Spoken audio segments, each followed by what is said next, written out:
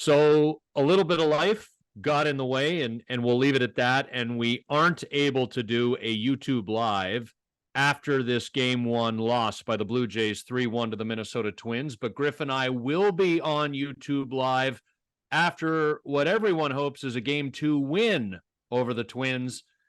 And if it is a win, we'll be able to do it again on Thursday following game three, and we'll go live on YouTube after each and every Blue Jays playoff game going forward. In the absence of being able to go live this evening, we are going to bring you about 15, 20 minutes of our game one thoughts right now. And Griff, let's get it going. 3-1, Blue Jays lose. Pablo Lopez is a hell of a starting pitcher. The Twins have a hell of a back end of their bullpen. Yohan Duran is their closer, throws 100+. Griffin Jax throws the eighth inning, leading into him. The Twins' good pitching, and the Blue Jays' story of 163 games now. Not enough offense. Right, and the bottom line is that if you're going to go deep into a playoffs, you're going to have to win 2 games in a row multiple times. And so for the Blue Jays to consider winning 2 games in a row is not asking too much, because it's got to be done if you plan to go through the division and to the league championship series. So it's not an issue. I think Jose Barrios going back home and pitching better than he did last year. When he pitched there last year, not very good. When he pitched there in his trade year, right after he was acquired, he was fired up. I was there with the Blue Jays at the time, and he was fired up and ready to go. And he likes pitching on that mound. He likes pitching in that ballpark. And with the pressure that's now on him, or the responsibility that's now his, I think he's the type of guy that can handle it. But coming back to this game and Pablo Lopez, he's their stopper. He stopped an 18-game postseason losing streak. So he's definitely a stopper. But there were moments in that game, and you mentioned the lack of offense. You can point at Kevin Gausman, and rightly so. But the bottom line is, through the middle to late innings, it seemed like a game that was much more than a 3-run and then a 2-run deficit. It seemed like those guys were out of it early. But that may be because we've watched every game, every of the entire season. Yeah. I mean, it was not the start Kevin Gausman wanted. And I found myself getting agitated, Griff, probably for 2 reasons. Number one was projecting ahead. The Blue Jays fell behind right away. Royce Lewis hit the 2-run home run, his first of 2 home runs in the game in the bottom of the first inning. And I'm thinking to myself, man, I don't like this team, this Blue Jays team, very much this year when they're down 2 or down 3.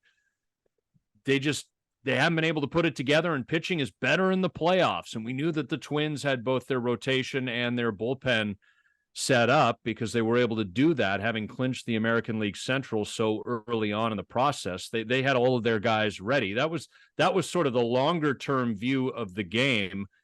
The more immediate view at the time was that the Twins were being excruciatingly patient with Kevin Gausman, which has become a Minnesota Twins thing over the last couple of years since Gausman signed with the Jays. And I wondered if Gausman was coming out of his shoes just a little bit in that first inning, getting frustrated with home plate umpire Andy Fletcher on calls that were correct.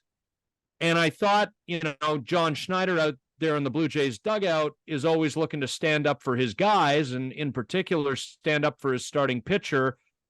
And he waded into the fray at one point. I think it was in the second inning. And I'm looking at it and I'm going, this ain't on the home plate umpire. This is on the starting pitcher right now who's struggling.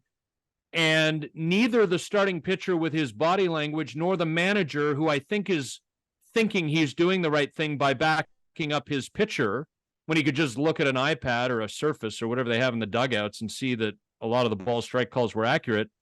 Neither the starting pitcher nor the manager are projecting confidence right now. They're projecting more like early game panic. It's like, dude, it's the playoffs.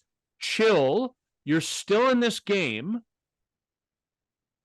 take a step back, take a deep breath, and focus on the game. Don't lose yourself in the moment. It shouldn't be too big for you. I think the frustration that Gausman clearly showed was more directed at himself for missing the home run pitch by, say, 20 inches. You know, the ball was supposed to be outside. It was like inner half at 97 and right in a wheelhouse. And also frustration at the patience exhibited by the Twins, the continuing patience, which they showed every time he goes out to the mound. And, you know, the question, and so I think that was the frustration more than anything. And it was a manager, a rookie manager, a first full year manager trying to show that he was backing his pitcher, but he knew those were strikes, I believe, and that he was just going out on the field to show some support. But it was a bad look for the Blue Jays early, and when they got down 3-0, they didn't seem to have what it took to get back in the game. I mean, Bo's rounding third and trying to score. I hear some people say it was a good play, it was an instinctive play, but it depends on the game situation. And when you're down 3-0, it's not a good play. When you're down 3-0 and you have runners on base, and even though it's the bottom of the order, Matt Chapman coming up, it's not a good play. If you're one run down, tied, or ahead in the game, I'd say go for it. You know, go for it, because the worst that can happen is you maintain that same position. But you need multiple runs at that time. And so it was not a good play by Bo. But, you know, I think, correct me if I'm wrong, the Jays are the second highest outs on the bases team in baseball this year. So it's nothing exceptional, but it was really bad timing for Bo to try that. Yeah, that was on the squibber by Kevin Kiermaier with 2 outs and runners on first and second in the top of the 4th inning. The Blue Jays were down 3-0 at that point, and the squibber got under third baseman Jorge Polanco's glove. Carlos Correa came in behind Polanco, scooped the ball up. Bo from second base rounded third, blew through the stop sign, which, I mean, you're not looking at your third base coach. He was not. If you look at the replays, he wasn't even looking at the third base coach. He saw the ball. He saw where Correa was, and Correa had been playing over near second base and made a terrific barehanded play and throw to the plate. But with a shortstop like Correa, that's always going to be a possibility. So don't take that chance when you're down by multiple runs. He did, but, you know, and the stop sign by Luis Rivera was sort of a one-handed, half-hearted stop sign, and Bo wasn't even looking. He was looking behind him where the baseball was. Well, because you're not looking traditionally, not that a play like that happens all that often, but traditionally you're not really looking for your base coach on a ball that's on the infield. Yeah. Right. So, but and Griff, I was tweeting or Xing or posting or whatever the hell we're supposed to call it now, that the crazy man bought this site. Throughout the game, I didn't tweet or post about that because I was in the middle on it. And I was actually in the aftermath trying to think about what Bo might have been thinking. And it's instinctual. It's all happening really quickly. So he's clearly trying to make a play, and he's not necessarily processing everything in that moment, because again, it's instinctual and it's happening. And this is a matter of seconds. It's not a matter of, it's not like you're lounging with a corncob pipe, reading a book, waiting 20 minutes for something to happen here. You got to make decisions, snap, snap, snap. And what occurred to me is probably not top of mind, but just given the way the year has gone, did he feel he needed to be uber aggressive there to try to make something happen for a team that was down early and has struggled so badly to make things happen? Well, I think, first of all, it was instinctual at the time, but that means that he didn't prep himself when he was leading off second base to, what do I do if the ball doesn't leave the infield? What do I do? When do I be aggressive? What if it's hit one hop straight at the left fielder or the right fielder? Do I go? So I don't think he was prepared for that situation. So all of a sudden, when it grips him in the moment, what you describe is what happened. And, there's when you're struggling offensively as a team, you're always looking to be the leader. You're always looking to be the catalyst. And it wasn't the right time for it. And if he had thought about it in advance, then I don't think he would have attempted that. The game situation being what it was. I have a question for you about Gausman's 4 innings. Struck out the side in the 4th. You've reduced your pitching staff by 1 going into the postseason. Did you agree, just as he was getting that splitter and getting some swings and misses, to go to the bullpen at that point? I know it worked out in that they pitched 5 shutout innings or 4 shutout innings after that. But the number of guys that warmed up, it wasn't just the guys that came in, but Meza warmed up twice. Garcia didn't come in the game, but everybody warmed up except Romano and Kikuchi.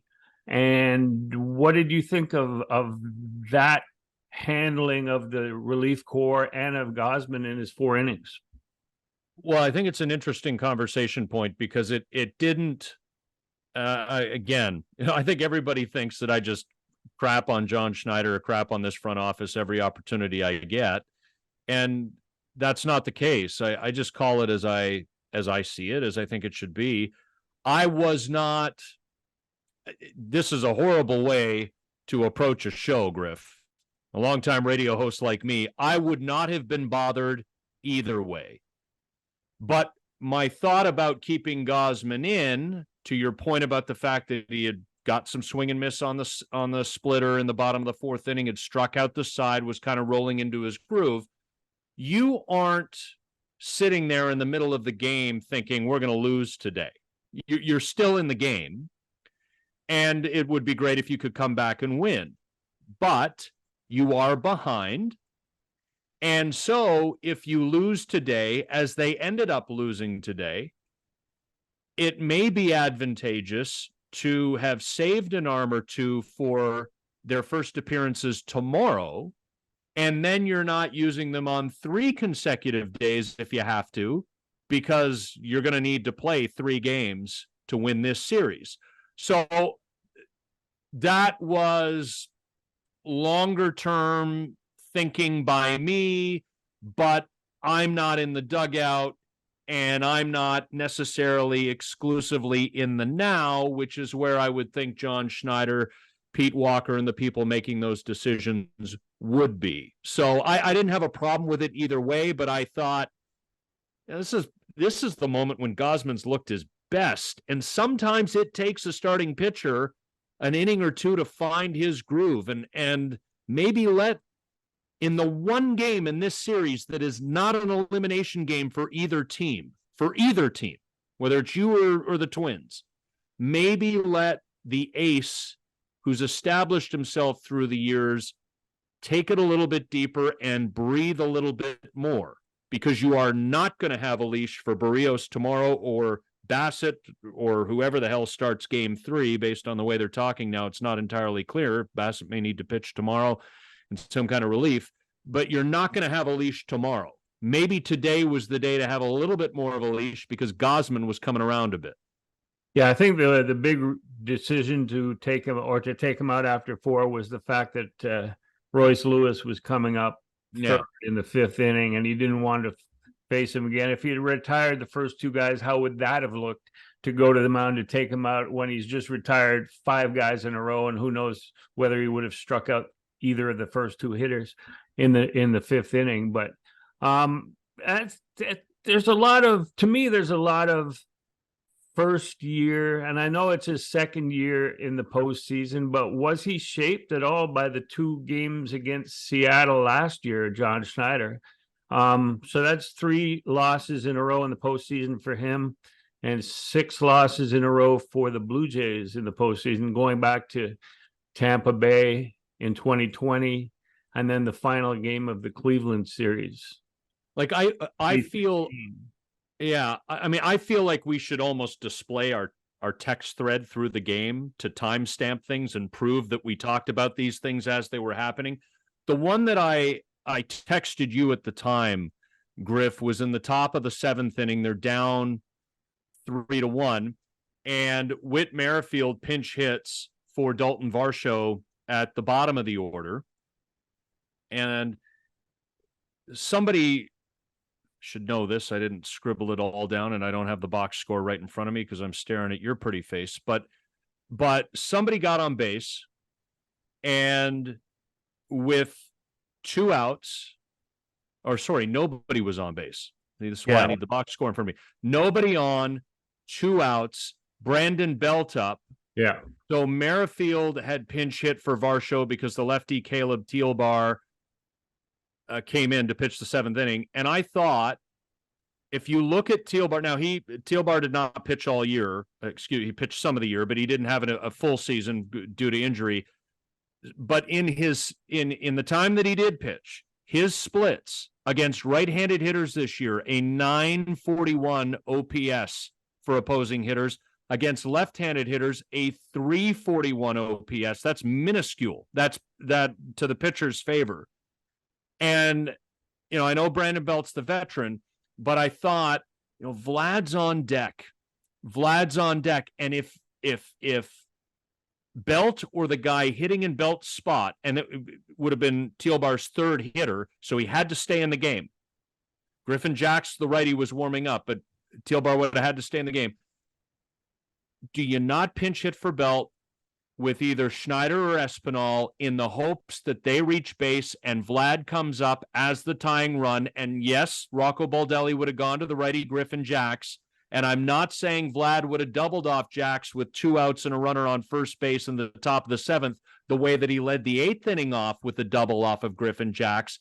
But I want Vlad up as the tying run if possible, and I want to put my team in a position, or the best position possible, to make that happen.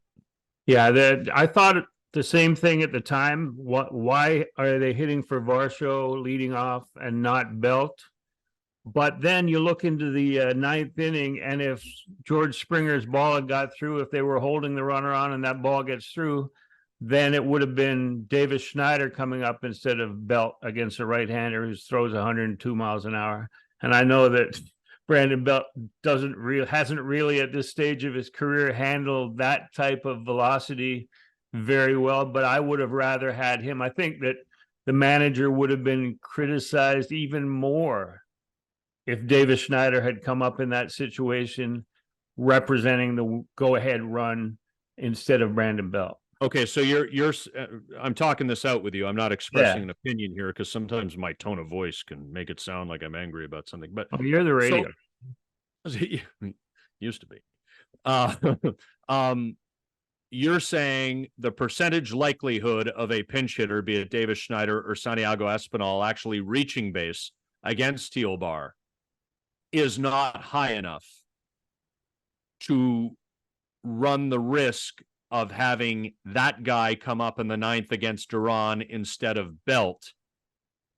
Because to me, now this is perfect case scenario, and it's not likely, I know, but if Espinal or Schneider reaches, Griffin Jacks comes in, and Vladdy hits a 2-run home run to tie the game, or he does what he did in the 8th against Jacks, and we can't assume that he would have, but let's just say for the sake of this discussion he did, and doubles home the 3-2 run.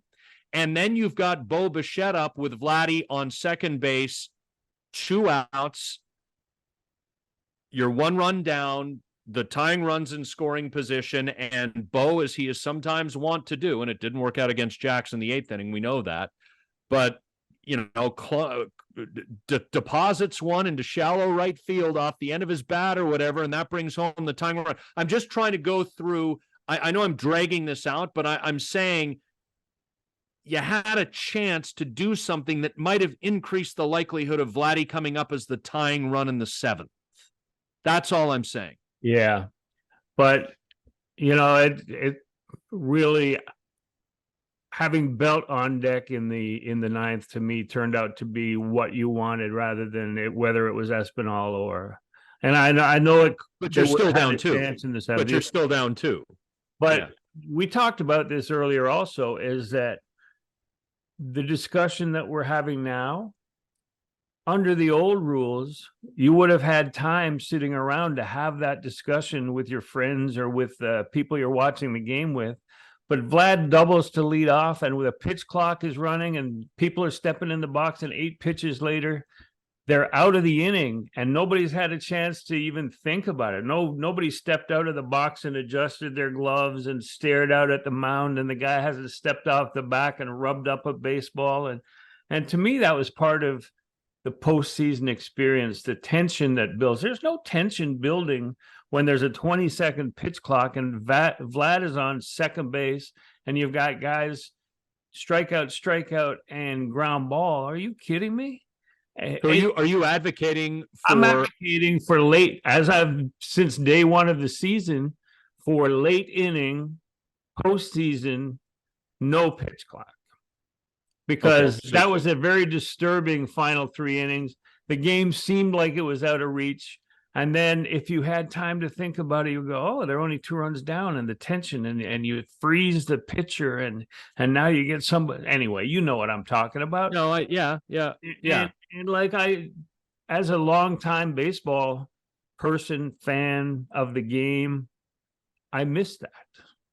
There is something about that pitcher stepping off and winding his wrist to the catcher saying, go through the signs again. I guess that doesn't happen anymore because everybody's on pitch comm. If the damn thing is working, or if the stadium isn't so loud, you're able to hear it. But there is something to that in a crucial September stretch drive game or a playoff game where there isn't something to that in game 78. Yeah. I know what you mean. Go to YouTube. Well, you're on YouTube probably, but go to YouTube and call up Bob Welch against Reggie Jackson, the Dodgers and the Yankees, or Dennis Eckersley and Kirk Gibson. Call those up and count the 20. See how many of those pitches in those sequences, which are now history, which are part of the drama of the game of baseball, a part of the huge history of those moments. How many of those pitches took longer than 20 seconds? Most of them, all of them. But those are 2 of the greatest confrontations in World Series history. Griff, as we put a wrap on this very quick YouTube post game 1 podcast, and we will come to you live, youtube.com/exit philosophy after game 2. We're going to go live right after the last out is recorded. We'll take your questions, your comments in the chat screen. Griff and I will have it all set up. We were planning to do it tonight. Life and stuff got in the way. So we're doing this quick recap and pumping it out for you.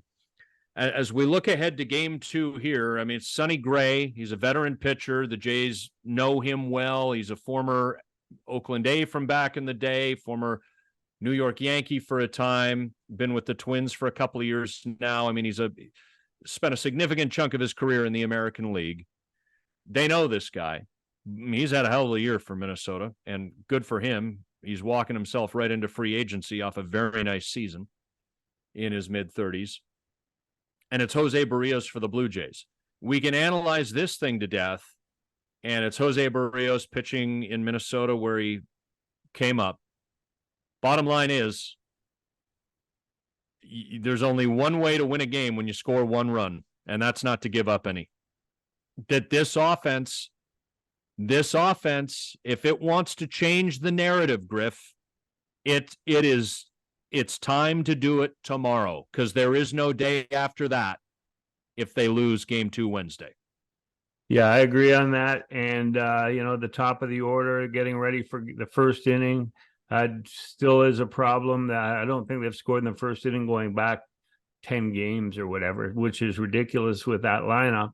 But Barrios, if he avoids those pitches, the 2 pitches that cost the Jays the 3 runs, cost Gosman the 3 runs, this lineup of the Twins can be handled. And Barrios' stuff has been as good as I've seen it over the last 3 starts, 4 starts. That 2-seamer is moving, catches the inside corner against left-handed hitters.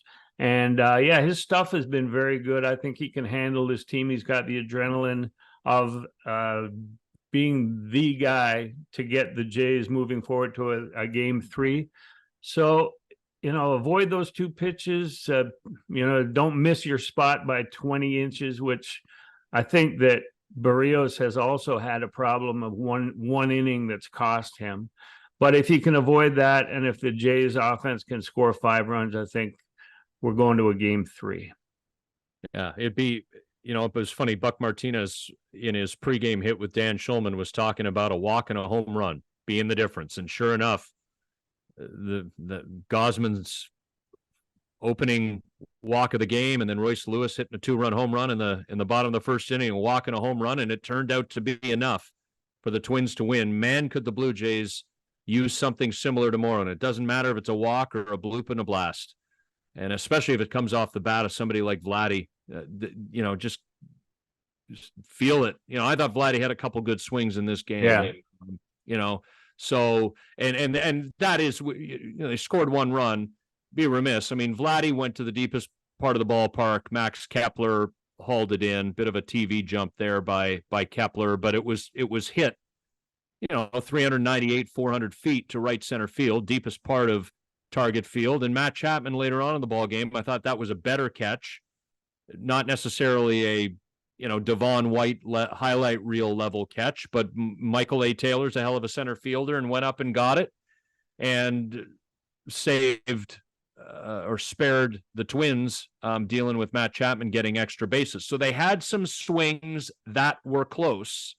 They just hit the ball to the wrong part of the ballpark in terms of trying to get it out of there. Yeah, and Bo had 2 hits, and Vlad had that double leading off the inning that they didn't score him on. So, the ingredients are there. They just need to put them together. So we'll see how that works out tomorrow, and we'll talk to you after the game. Yeah, we'll look forward to it. We'll be live right here at youtube.com/exitphilosophy after game 2. We'll hope it's a Blue Jays win, in which case we'll be breaking it down and previewing Thursday's deciding game 3 with the Twins. In the event it's a loss, we'll be breaking it down and maybe breaking down because the season will be over. Thanks for watching this recap of game 1. The Blue Jays fall to the Minnesota Twins 3-1. Thanks, Scotty.